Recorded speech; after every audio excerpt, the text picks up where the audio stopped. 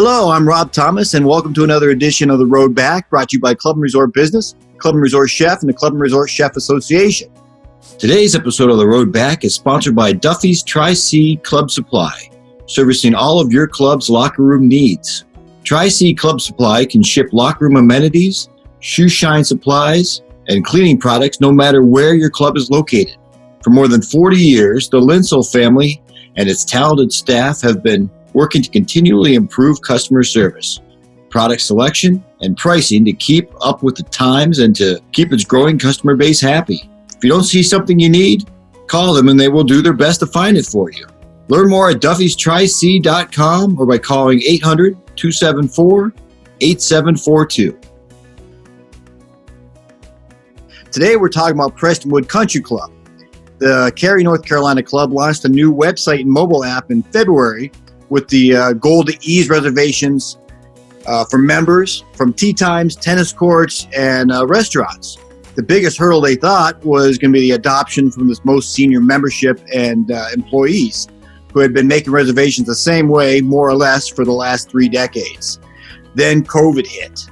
For today's fresh insight in how clubs are meeting the challenges posed by the coronavirus pandemic and are finding new and innovative ways to boost business levels and start the return to full operations, we're talking with Mike Barker, Director of Fitness and Aquatic, and Caroline Broach, Communications Manager. Welcome to the show.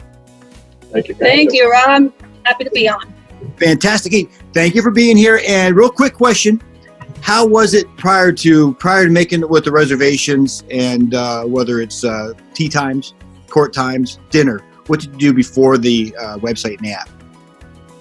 So pretty much all of our golf was already online as far as tee times and tournaments and all that good stuff. Tennis was all in person. So court bookings, clinics, all of that you did have to stop by the tennis shop to sign up for. As far as fitness and aquatics goes, there was nothing really online. Our fitness classes were also in person. You didn't have to make reservations for the fitness center or the pool. One of our dining outlets had recently started some dining reservations online. The other one had not. So members were used to calling the front desk receptionist and making all reservations that way. Sure. So from what I understand, the new website, the new system, once COVID hit and you guys were back to quote unquote full operation, you still weren't equipped to make reservations at the pool, correct? Right. So we didn't have any ideal software in place for pool and fitness center reservations. So we kind of just had to use what was in place already and make it work. We didn't necessarily have time to implement the new software. So our staff was very, very helpful and adaptable and kind of helped me as far as, learning the software. And even though it wasn't the greatest method, everybody kind of came together and made it work. So then how were you able to get, basically you had a month to introduce this and then everything was thrown haywire. How were you able to get some of the most veteran members that aren't necessarily tech savvy? How were you able to get them up to speed on making reservations across the board? When we launched the app with the reservation system, Rob, I really thought it was going to be a major challenge. It was a little stressful. I was going into it. And after 2 weeks, I was amazed at how smooth the process was. We did have some folks, some of the folks in our over 60 crowd that struggled with it because they're not as tech savvy and they don't really have a desire to be tech savvy at that age. But it was kind of forced upon them that if you wanted to come to the pool, you had to have a reservation. And so they adapted nicely. For those who had some struggles, quite simply, I would just turn them over to Caroline and she would call them up and coach them through the process of how to download the app and how to go about making reservations. So it was very, very smooth. What's been the buy-in now? Are we 100% across the board? Pretty much. We're just thinking one day when we get post-COVID, we think we will still use a reservation system for most of our services because our members have adapted and they almost expect it. And they know they have a reserved space and time that no one can take away from them. So they feel, I think, somewhat privileged to have that. Well, one of my questions usually at the end of this little segment is, what will you take going forward?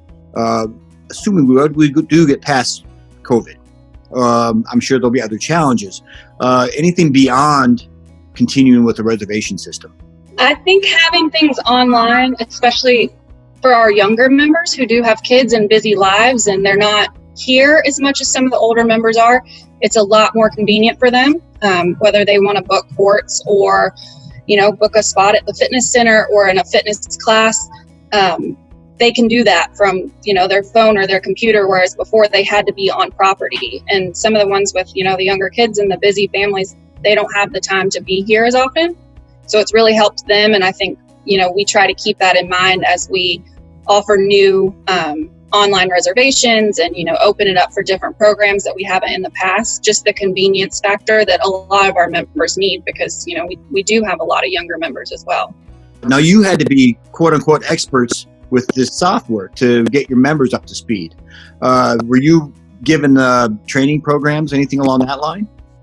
So this is some of the software we kind of already had in place, but we weren't necessarily using, especially not to the degree that we are now.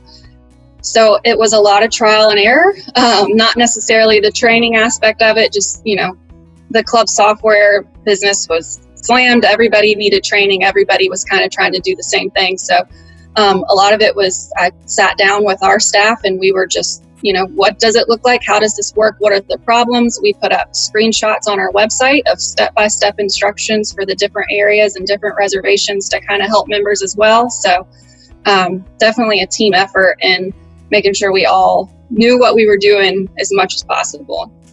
Do you think any of this technology will expand to put beyond what you're currently using it for? I think so. I think that the members have taken to it a lot more than we expected. So they appreciate it.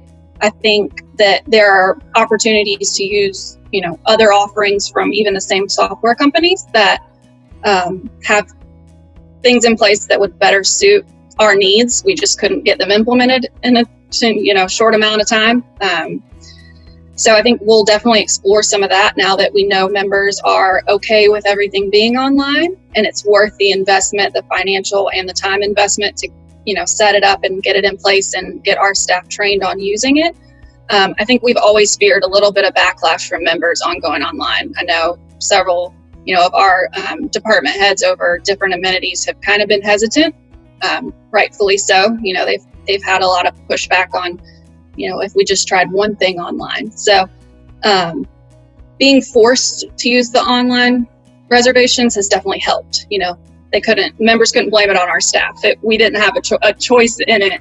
So that was nice. But yeah, I think everybody's adapted nicely and we'll continue to grow our online reservation offerings.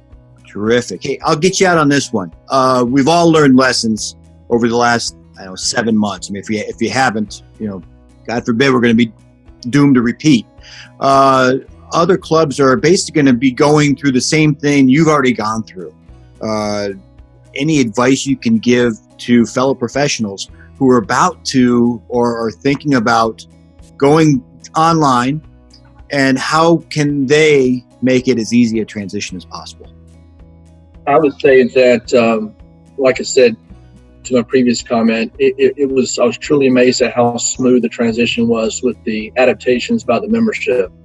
Once my staff learned more about the app and how, getting some information from Caroline, who knew a lot about the app, we were able to better help our customers.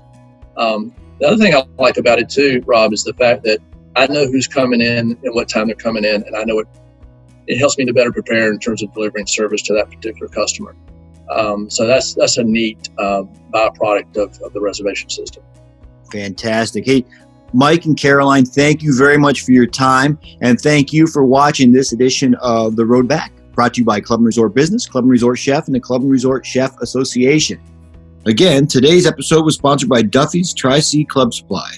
If you have a great idea or success story you'd like to see featured on a future episode of The Road Back, please contact us at editor@clubandresortbusiness.com.